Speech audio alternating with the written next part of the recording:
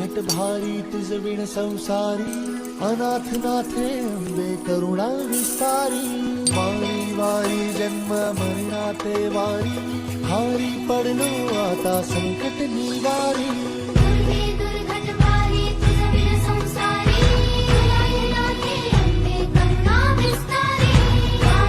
हे भगवती सप्तशृंगी देवी,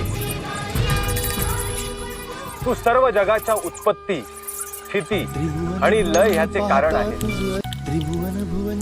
सर्व भक्तांच्या मनोकामना पूर्ण करणारी तू मोक्षदायिनी आहे।